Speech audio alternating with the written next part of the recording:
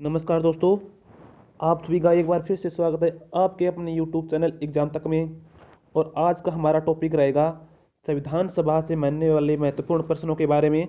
तो चलिए वीडियो की शुरुआत करते हैं। सबसे पहला क्वेश्चन है, 1922 ईस्वी में निम्नलिखित में से किसके द्वारा यह उद्गार व्यक्त किया गया कि भारतीय संविधान भारतीयों की इच्छा अनुसार होगा?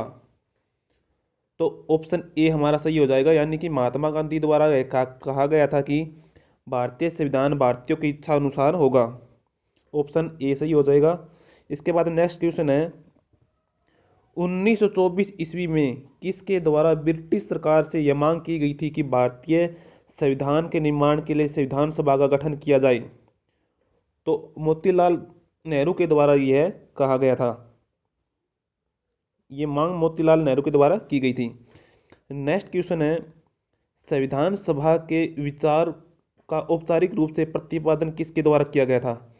तो संविधान सभा के विचार का औपचारिक रूप से प्रतिपादन एम.एन. रॉय के द्वारा किया गया था, यानी कि ऑप्शन हमारा सी सही हो जाएगा। संविधान सभा को किसने मूर्त रूप प्रदान किया था? तो संविधान सभा को मूर्त रूप प्रदान किया था जवाहरलाल नेहरू ने। Option D.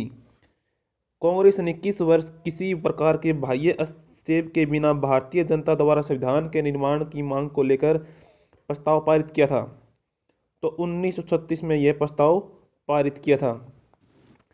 1938 में किस व्यक्ति ने वैश्विक मताधिकार के आधार पर संविधान सभा के गठन की मांग की थी?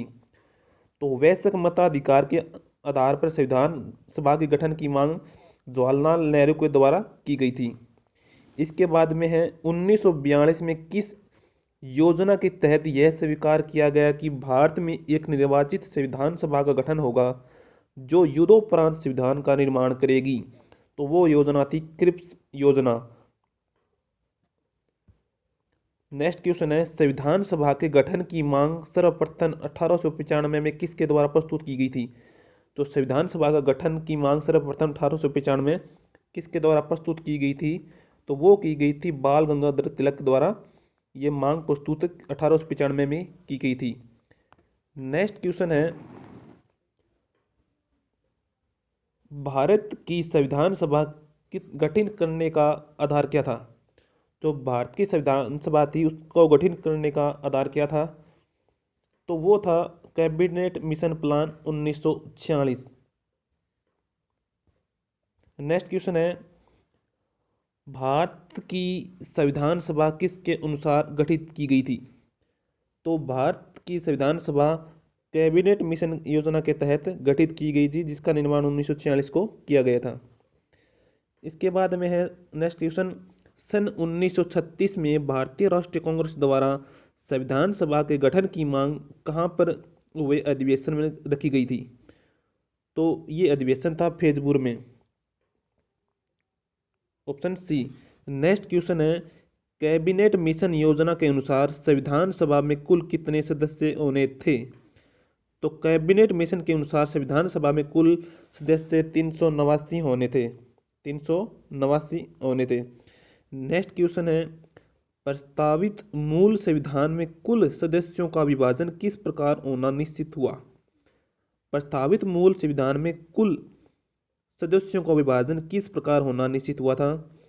तो इसमें हुआ था कि इसमें ऑप्शन डी सही हो जाएगा, यानी उपयुक्त सभी, यानी कि ऑप्शन है, ब्रिटिश प्रांतों के 292 प्रतिनिधि, देशी रियासतों से 93 प्रतिनिधि और मुख्य कमिश्नरी जो क्षेत्र थे उनसे 4 प्रतिनिधि चुने जाने थे।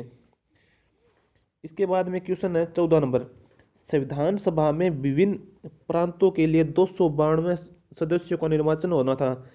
इनमें से कांग्रेस के कितने प्रतिनिधि निर्वाचन होकर आए? तो इसमें हमारे 208 जो कांग्रेस के प्रतिनिधि थे वो निर्वाचित होकर आए थे। नेक्स्ट है, पुनर्गठन के फलस्वरूप वर्ष 1947 में संविधान सभा के सदस्यों की संख्या कितनी रह गई थी?